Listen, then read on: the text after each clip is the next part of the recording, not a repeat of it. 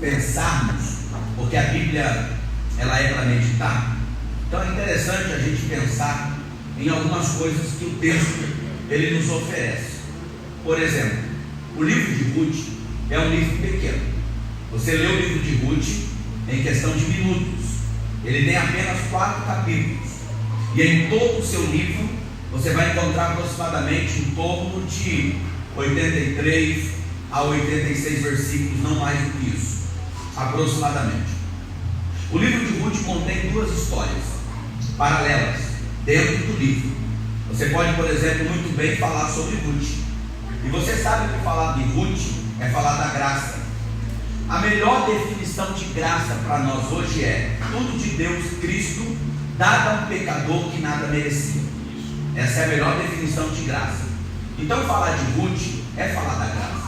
Falar de Ruth é falar da misericórdia de Deus. Falar de Ruth é falar do amor gracioso de Deus. E você sabe muito bem que Ruth ela tipifica a igreja. Ela aponta para a igreja. Quando ela se deita aos pés de Boaz, Boaz não a conhece. Ali ela fala da sua pureza, né? Da paciência que ela teve ao casamento, ele não a conhece. Então falar de Ruth, ela aponta muito bem para a igreja, pelas suas qualidades, pelo seu comportamento, também pela sua dedicação à sua sogra. E nós vamos aprender algumas coisas aqui sobre Ruth. Falar de Ruth é falar da igreja, é falar do arrebatamento? Sim. Quando Ruth casou-se com Boaz, o nome Boaz quer dizer aquele que tem a força. É o parente que resgata, é o parente remidor, é o parente próximo que, segundo a lei do levirato, tinha todo o direito de resgate, segundo a tradição e a lei daquele tempo. Então falar de Boaz ele aponta para Cristo. Boaz é uma tipologia da pessoa bendita de Jesus, o que resgata, né? O que restitui, o parente remidor. Agora, falar dentro do livro de Ruth, existe uma história que eu quero compartilhar com vocês, e a história de uma família belemita. Essa família era composta por 4 pessoas. O primeiro, que é o sacerdote, obviamente, é o Elimeleque. O nome Elimeleque quer dizer Deus é o meu rei. Olha que interessante. E existe um contrato de seu nome. Elimeleque quer dizer Deus é o meu rei. Casado com Noemi, que significa deleite, prazer, gozo, alegria, uma mulher prazerosa. Os 2 filhos, Malon e Quilion, essa família tinha alguns privilégios, eu vou identificá-los para você no texto. Malon e Quilion, um significa enfermidade, o outro atrofiamento. É mais ou menos isso o significado dos nomes. Agora olha que interessante, a Bíblia diz que essa família tinha alguns privilégios. Dá para entender isso no texto. E o primeiro privilégio é que essa família era moradores de Belém de Judá. Vou repetir isso aqui. Essa família morava em Belém de Judá. Moravam em Mogi, casa do pão, terra farta, terra abençoada, aleluia, aonde Deus decretou a bênção. Belém de Judá, morar em Belém de Judá é você morar na terra da bênção. Agora a Bíblia diz que existe aqui um paradoxo, um contraste, porque se é Belém de Judá, por que no capítulo 1, a partir dos seus primeiros versículos, aonde a Bíblia diz que essa família vive num período em que os juízes julgavam a terra? Nós precisamos também identificar que período é esse, porque se é no período em que os juízes julgavam, a pergunta que a gente faz para o texto é: qual período?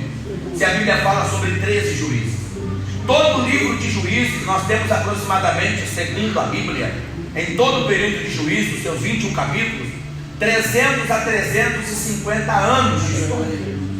Vocês vão ler no livro de Juízes que Israel, em um tempo está elevado, daqui a pouco está na prova, está na bênção, daqui a pouco se desviou. A Bíblia, na verdade, usa uma expressão que eles se apostataram, por muitas vezes da fé, e essa expressão apostatar é de fato abandono. Eles viraram as costas para o eterno, para Deus.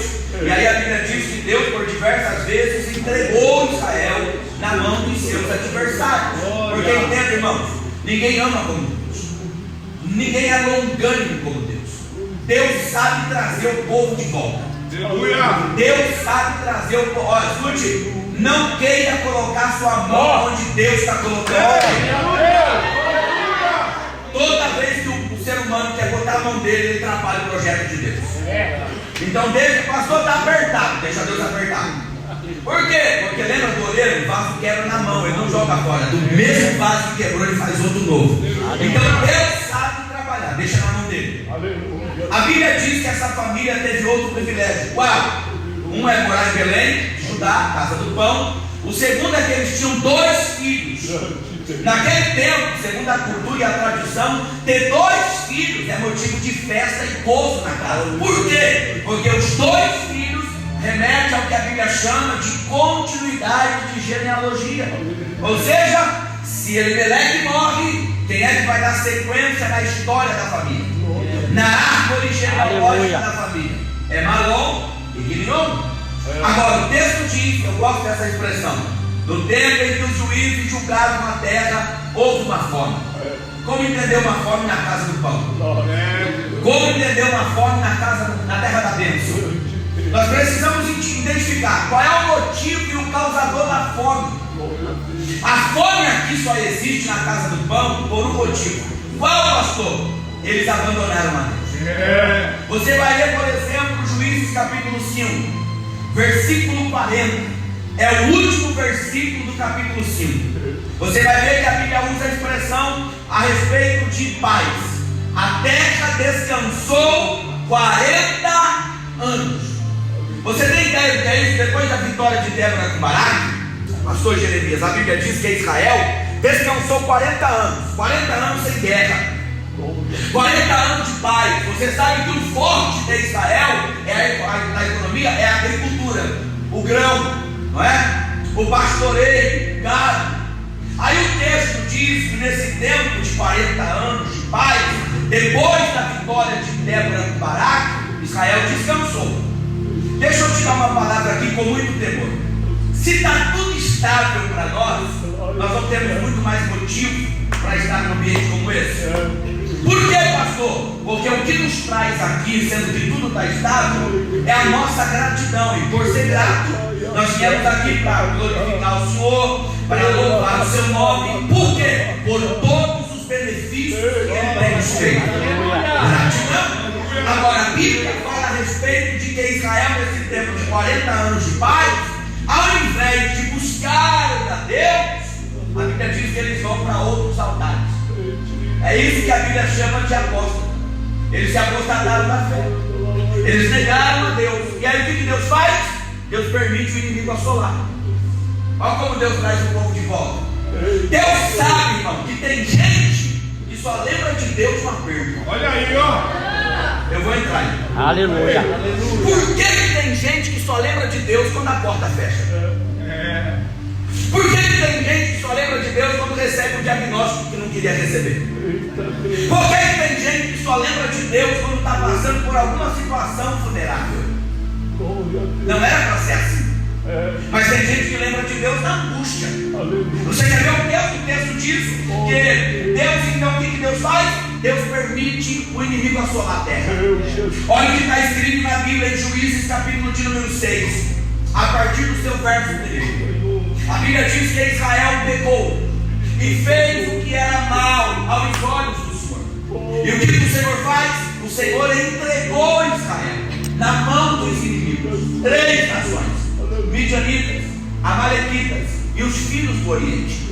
Diz a Bíblia que esses 3 povos veio com tanto ímpeto, com tanta força contra Israel, que a Bíblia diz que a nação de Israel, nação rica, povo próspero, a menina dos olhos de Deus, a Bíblia diz que agora Israel foi ficando cada vez mais pobre. A situação ficou tão terrível que nem casa Israel tinha. Como assim, pastor? Está no texto de Juízes 6. Aí os israelitas agora estão na fenda das rochas. Com qual intenção? Escondendo dos adversários. Você lembra, por exemplo, aonde foi que Deus encontrou Gideão malhando trigo num ambiente desfavorável? Por que, pastor? E aqui nós temos uma lição com Gideão. Porque quem quer fazer, o local é o que menos importa. Aleluia! Aleluia. Quem quer fazer, você não dá desculpa, dá jeito. Glória a Deus. O lugar não é favorável, mas ele está malhando o trigo. Graças a Deus. O local não é oportuno, mas quem quer não dá desculpa, dá jeito. Aleluia. Aproveita o gancho, vai para alguém do seu lado disfarçadamente e diz: para de dar desculpa. Aleluia. Aleluia, Jesus. Fala, Senhor. Aleluia. Olha o que o texto bíblico diz. Dá a entender que essa família está vivendo esse período em que o juiz provavelmente fosse Gideão. O texto vai dizer que essa família está vivendo num período em que na casa do pão há fome.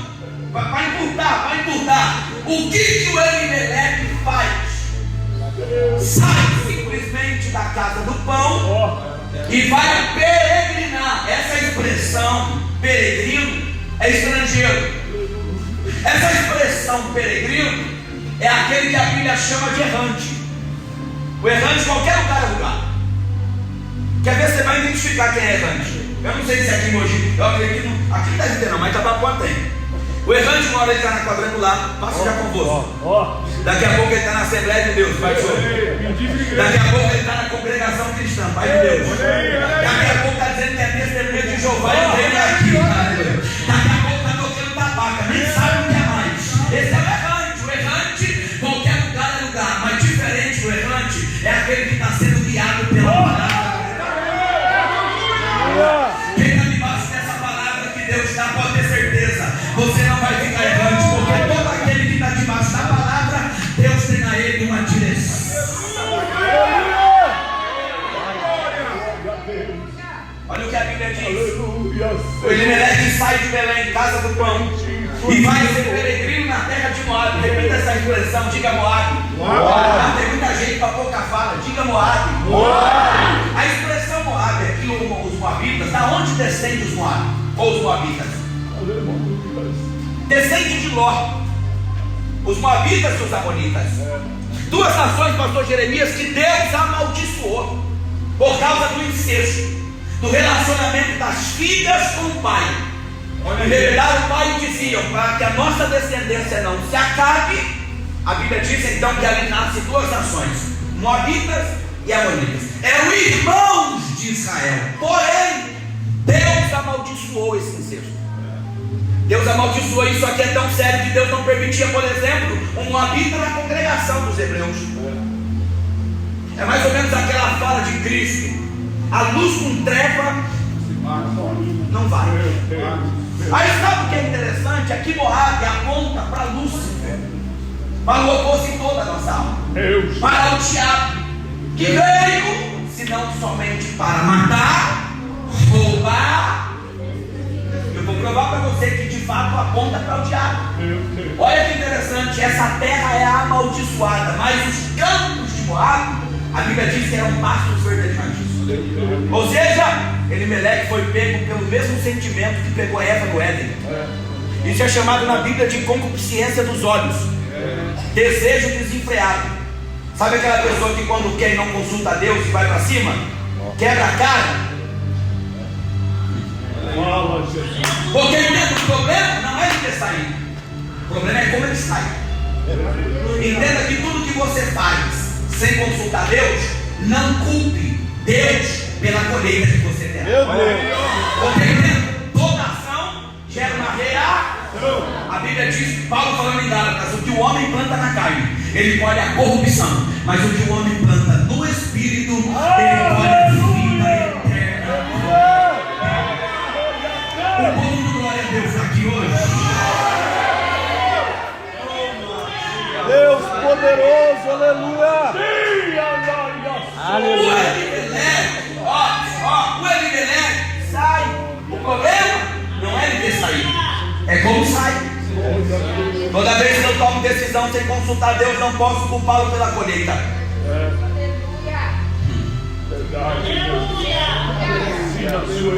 Olha o resultado. Você não vai ver Elimeleque orando, mas ele sai. Você não vai ver Elimeleque pedindo uma direção, mas ele sai. E o texto diz que quando ele está peregrinando em Moabe, olha o que a Bíblia afirma: o Elimeleque morre. Quando você lê o texto, pastor, isso é festa, você vai falar de perda, de morte, calma. Eu quero pregar para vocês aqui nessa noite sobre um Deus que está na continuidade ou da sequência da história. Aleluia. Porque olha para você entender isso aqui, a primeira perda no texto é a geografia, ou seja, Belém de Judá. Quando Elimelec sai com a sua família, essa é a primeira perda identificada no texto, a geografia. Qual é a segunda, pastor? O Elimelec. Porque a Bíblia diz que peregrinando em Moabe, Elimelec morre. A Bíblia não dá ênfase na sua morte, só diz que ele morre. Não diz do que, mas diz que ele morre. E o texto é claro: morrendo Elimelec, ele é sepultado em Moabe. Escute isso, com muito temor eu digo isso. Esse sepultamento para Moabe, quando Noemi o sepulta, ó, ela não está apenas perdendo o meu varão que está aqui. Como o senhor chama mesmo? Ô Carlos. Senhor Carlos, olha que interessante isso aqui. Doutor, olha que interessante isso aqui no texto. Quando ele morre, ela não está apenas perdendo o seu esposo, apenas o seu cônjuge. Ela está perdendo aquilo que a Bíblia chama de procriar. Por quê, pastor? Porque quando Elimelec morre, Noemi está sem ou não tem mais aquele que vai gerar filhos. Ou seja, o produtor da casa está morto. Se está morto, não há mais produção. Não há como mais procriar filhos. A esperança da família ou de Noemi está depositada nos filhos. Aí o texto diz assim, ó, passado 10 anos, quantos anos? Quantos aqui concordam que com 10 anos, com sabedoria de Deus, com graça de Deus, consegue se construir alguma coisa? Glória a Deus. Glória a Deus. Com 10 anos dá para se construir muita coisa. Com temor de Deus, com graça de Deus. Só que ao invés de construção em 10 anos, você só vai ter perda. Meu Deus. 10 anos peregrinando em Moabe. E o texto é claro. A Bíblia diz que nesse período de 10 anos, os dois, Malon e Quilion, casou-se. Meu Jesus. Eita Deus. Procura na Bíblia a genealogia dos dois. Não tem. Eles não têm? Não tem genealogia, não tem filhos. Aí sabe o que Deus está dizendo para nós? É que aonde Deus não está, Aleluia, não gera nada. por que você não vai encontrar a genealogia da família? Ou melhor, de Malon e Quilion? Porque aonde Deus não está, não tem progresso. Aonde Deus não está, não tem como multiplicar. Aonde Deus não está, a derrota é certa. Aonde Deus não está, a porta fecha. Aonde Deus não está, não tem milagre. Aonde Deus não está, eu não quero estar onde Deus não está. Como é que é, pastor? Eu não quero estar onde Deus não está. Eita, tem muita gente achando que Deus está presente, porque trouxe fulano, trouxe Deus para mim, Deus está dizendo, só tem ajuntamento, eu não estou.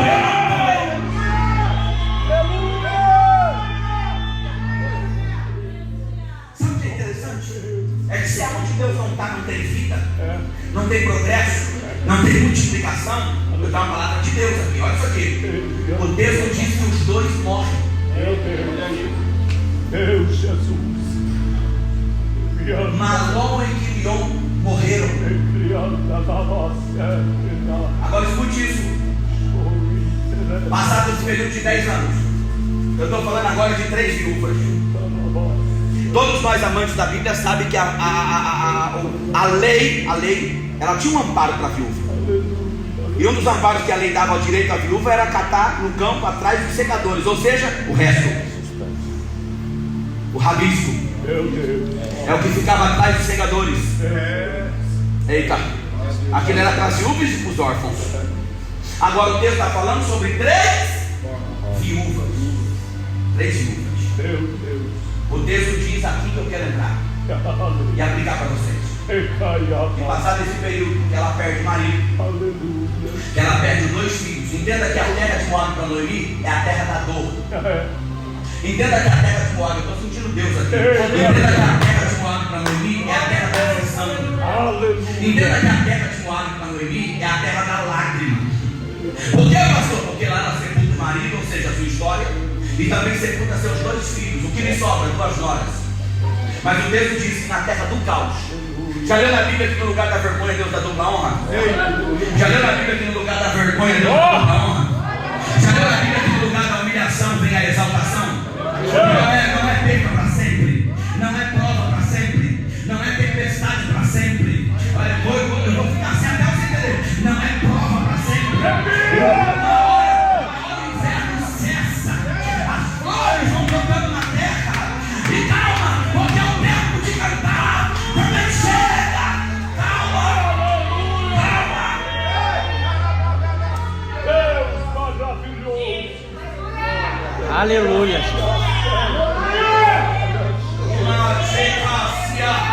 Glória a Deus. Não é perda para sempre, não, pastor, não. O texto diz, no versículo 6 que lemos, olha o que está escrito. Então se levantaram com ela as suas noras e voltou do campo de Moabe, voltando na terra de Moabe. Diga aonde? Aonde? Diga na terra de Moabe. Moabe. Aonde é que ela chora? Aonde? Vamos lá, gente, diga Moabe. Aonde que é o lugar da dor para ela? Moabe. Aonde é o lugar da perda para ela? Moabe. Aonde é o lugar do sepultamento para ela? Moabe. Pois bem, lá onde gerou muita dor, a Bíblia diz que ela ouviu dizer. Aleluia. Eita Deus. Glória a Deus. Aleluia. Glória a Deus. Ela ouviu dizer o quê? A Bíblia diz que Deus estava visitando o seu povo. Aleluia. Por que você vai ler na Bíblia que o sentimento de Noemi é retorno? É volta. O problema não é ter saído. É que tem gente que sai sem direção. Sai brigando. Sai falando mal do pastor. Sai falando mal da igreja. Sai falando mal dos obreiros. Quebra a cara, porque sai sem direção, mas não tem a humildade de retornar. Poderoso Deus. Deus não cumpre promessa para quem está fora. Aleluia. Deus disse assim para Agar quando Agar fugiu da casa de Abraão, por causa da opressão de Sara, porque ela estava grávida e começou a humilhar a sua senhora. Ela sai errante, deserto de Berseba.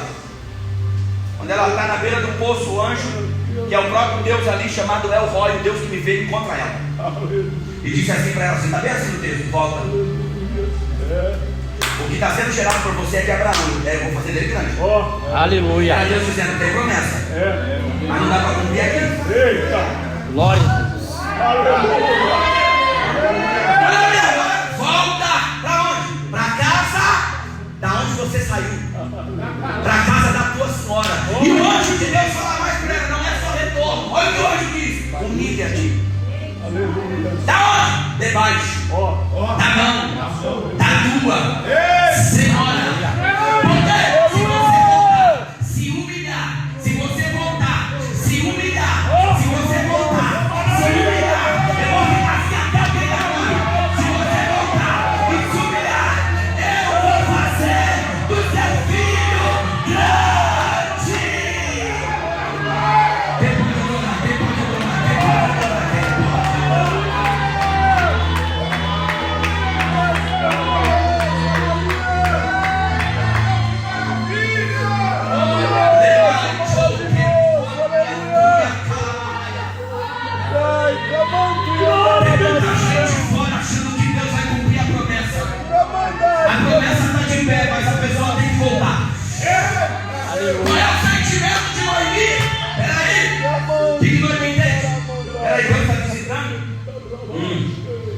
Seu povo, ok.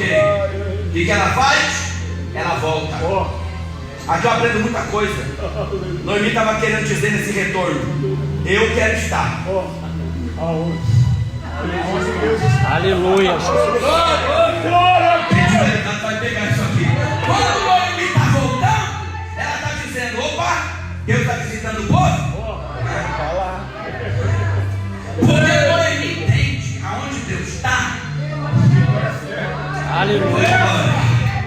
Aonde Deus está?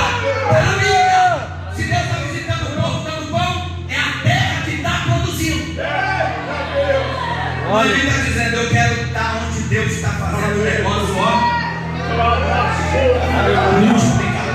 Noemia, na volta de Noemia, ela está dizendo para nós, eu quero estar aonde Deus está. Por quê? Porque se ela está dizendo, a Bíblia está dizendo que Deus visitou o seu povo, o que você tem? Já viu Deus visitar? Eu vou entrar. Aleluia, Jesus. Só um pouquinho, mas vou entrar. Quando Deus visita, o morto é ressuscitado. Vou te dar um texto. Lucas capítulo 7, versículo 16. O texto diz que Jesus ressuscitou o filho da viúva de Naim. Aleluia. E a Bíblia diz bem assim, ó, e de todos, depois da ressurreição, apoderou o temor. Olha o que diz o texto. Aleluia. Todos glorificavam a Deus, dizendo: um grande profeta se levantou entre nós. E Deus. E Deus. E Deus. E Deus. O que é, pastor? Então quer dizer que quando Deus visita, o morto é ressuscitado. Quando Deus visita, o coxo entra no templo pulando e não glória a Deus. Quando Deus visita, o paralítico que há 38 anos esperava a agitação do anjo, naquele dia teve cura, mas não teve anjo. Por quê? Porque quem diz que o coxo quer ser curado é maior do que o anjo de Deus. Quando Deus visita, o caído é levantado. Quando Deus visita, o fraco é fortalecido. Quando Deus visita, há batismo com o Espírito Santo e com fogo. Quando Deus visita, há renovo na casa. Quando Deus visita, o fraco é fortalecido. Quando Deus visita, tem milagre no meio do seu tempo. Quando Deus visita, tem cura. Quando eu vim aqui debaixo da autoridade de Deus, para dizer para os remanescentes aqui em Mojimirim, Deus está visitando.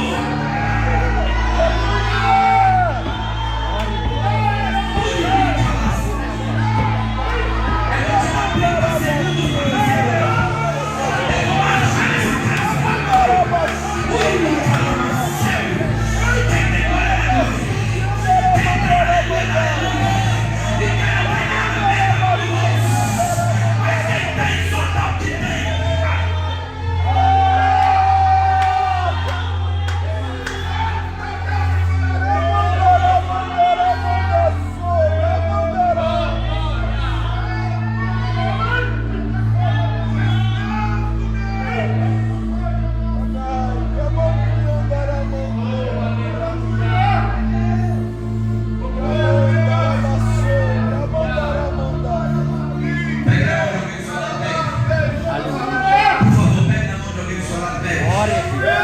Libera essa palavra. Deus poderoso, aleluia.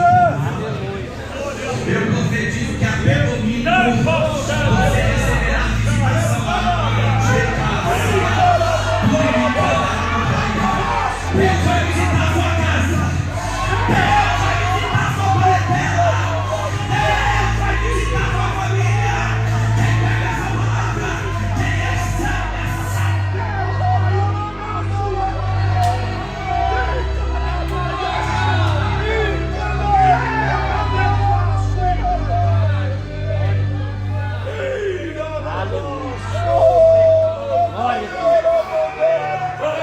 Aleluia. Poderoso, aleluia. Isso é barulho de que Deus está visitando. Isso é barulho de que quando Deus está visitando, é impossível ser visitado por Ele e nada acontecer. É impossível.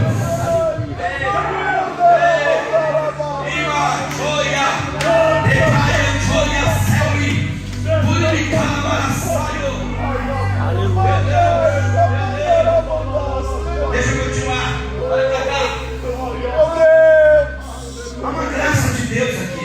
Aleluia. Olha o que a Bíblia diz. Noemi quer voltar, diga que quer voltar. Quer voltar? É. Ela perdeu tudo, mas quer voltar. Deus poderoso. Ela sepultou o marido, mas ela quer voltar. E ela não volta só. Ela não volta só. Ela volta com as duas noras. Olha o texto. Elas estão caminhando de volta. De repente Noemi para. Isso aqui é a fala de alguém experiente. ela olha para as duas noras e diz: filhas, olha para mim. Vou simplificar para você entender, eu não tenho nada para oferecer.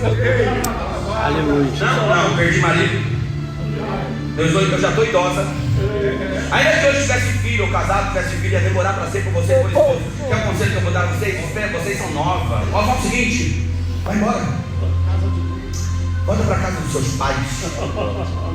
Volta para os seus deuses. A Bíblia diz, está no texto, leia depois, que as três se abraçam. As duas parecem ter o mesmo sentimento. Por quê? Porque as duas beijam, as duas choram e as duas abraçam. Mas deixa eu te dar uma palavra. Quem disse que toda lágrima é demonstração de sentimento? Olha aí, ó. Meu Deus. Aleluia. Doutor, você quer ver a gente se empolgar é quando alguém vem chorando. Dependendo da situação, esse negócio de lágrima é tão forte que mexe com a gente, deixa a gente emotivo. E bom. Emotivo e bom. Porque olha pra cá, nem toda lágrima é demonstração de sentimento.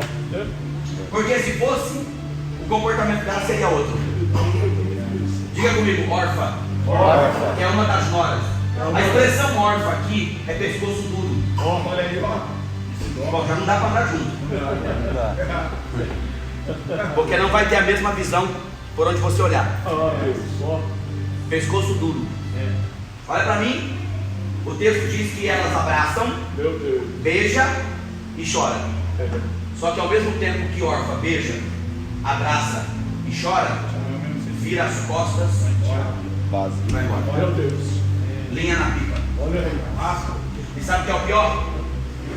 É que ao invés dessa raça ter ido embora, a gente fazer culto de ação de graça e louvar o Senhor pelo livramento, a gente fica triste.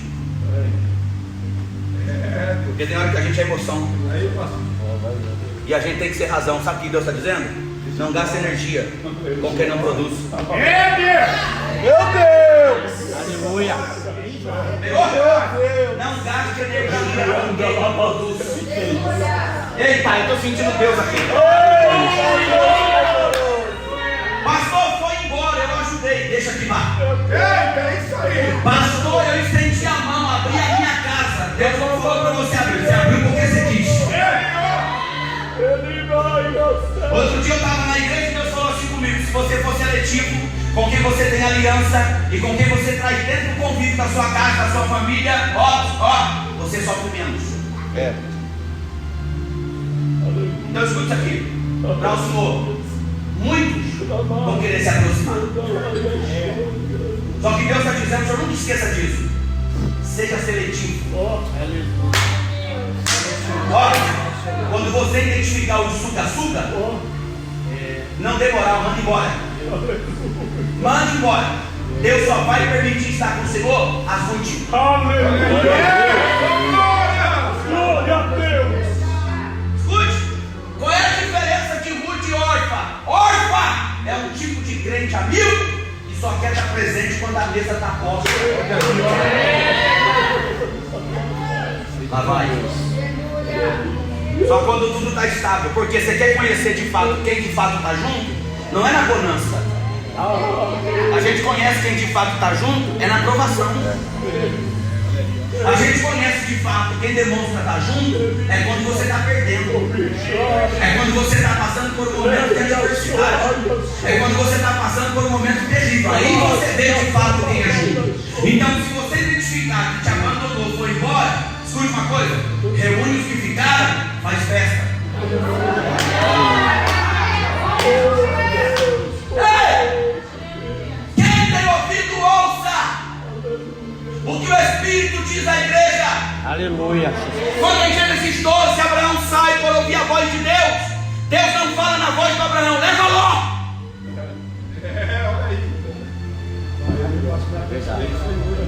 Tem hora que a gente quer fazer, quem Deus não quer. Aleluia, Jesus. Cuidado! No 12 de Gênesis, ele traz. No Gênesis 13, Deus permite uma confusão dos pastores de Ló. Mas deixa eu te dar uma palavra. a bênção de Deus está sobre Ló ou sobre Abraão? Não. Para quem que foi que Deus falou? Bendito serão em ti todas as famílias da terra. Quem te abençoar, eu abençoarei. Quem amaldiçoar, eu amaldiçoarei. Ah, não é para Ló? Não. Então Ló está sendo abençoado e está vendo. Só pega aí. Sabia que tem gente que nem crente só é abençoado por causa de você que é crente? Que é isso, pastor? Dá um texto. Potifar. Olha aí. Só prosperou porque lá dentro tinha um crente. E eu acho que ele era da remanescente no dia de hoje. Aleluia! José. Olha aí, meu carinho. Olha o texto. Olha o texto. Estou no texto. Oh, glória a Deus. Libera a É palavra. muito forte aqui. Porque é nessa hora que a gente vê quem é quem. Escuta! O Ló, os pastores de Ló brigou com os pastores de Abraão. Abraão entende que tem a bênção. Então quem tem a bênção, ele entende que o local é o que menos importa. Porque quando Deus quer, a geografia é a que menos importa. Glória a Deus. Tem gente que fala assim, o bairro é ruim. Lá não prospera, o povo é duro, o povo é nada. Quem tem a bênção de Deus cresce onde ninguém cresceu. Quem tem a bênção de Deus vai ter vitória onde ninguém teve. Eu não sei se você quiser, mas eu estou liberando uma palavra. Quem tem a bênção do Deus que morou sobre si, vai ter porta aberta onde não teve para ninguém. Vai ter para você, vai ter para você. Quem recebe, quem recebe?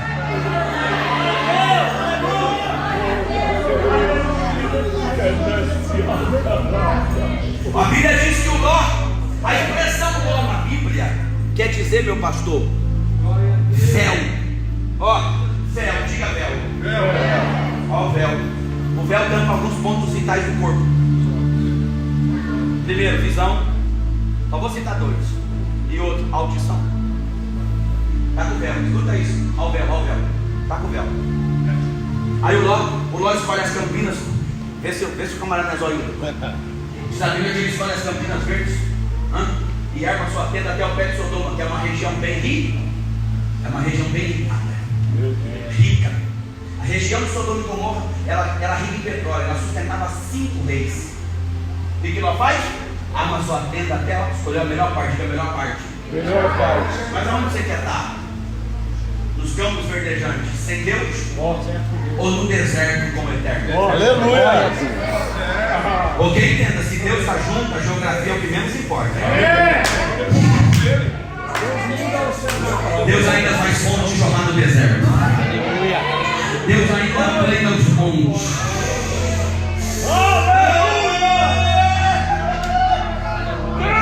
Olha isso aqui. Quando Ló vai embora, é Deus dizendo para Ló. A Bíblia diz que Deus mostra para Abraão que ele nunca viu e fala que ele nunca ouviu. Mostra o que nunca viu e fala o que nunca ouviu. Eu vou ficar sem até despegar. Mostra o que nunca mostrou. Aleluia. E fala o que nunca falou.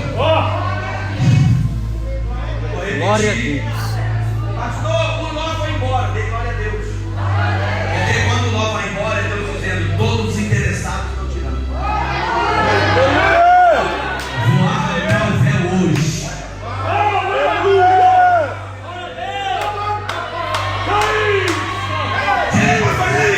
Foi embora.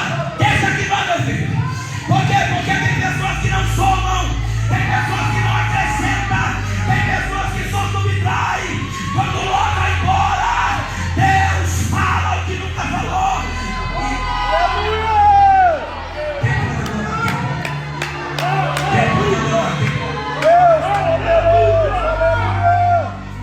Deus quer falar o que nunca falou. Deus quer mostrar o que nunca mostrou. Segura aí, olha o que diz o texto. Eu vou ensinar, olha o que diz o texto. A mensagem foi agora. Quem quer guardar, diga amém. Olha, eu andei bastante hoje para estar aqui. Aleluia. Vai pra cá. Hoje eu vou ensinar, eu prometo. Mais rápido aqui, rápido. Quando a Bíblia fala a respeito do Ló, é isso aqui, ó. Quando ele escolhe as campinas, a Bíblia diz que Abraão fica só. Abraão tem promessa, mas tá assim, ó. Foi para Deus, foi para Abraão que Deus falou: bendita será todas as famílias da terra, mas ele está assim, ó. Meu Deus. Aí vem Deus, lá, Gênesis 3. Aí Deus fala assim: Aleluia. Abraão, Aleluia. levante os seus olhos. Aleluia. Meu Aí Deus. Deus dizendo: não tem promessa, meu filho? Vai. Por que está andando assim? Aleluia. E para levantar os olhos tem que levantar a cara. É Deus dizendo: está na guerra, meu filho? Meu Deus. Mas levanta. Aleluia. Está na luta, meu filho? Mas levanta. Está na adversidade. Você esqueceu do que está escrito? Eleve seus olhos.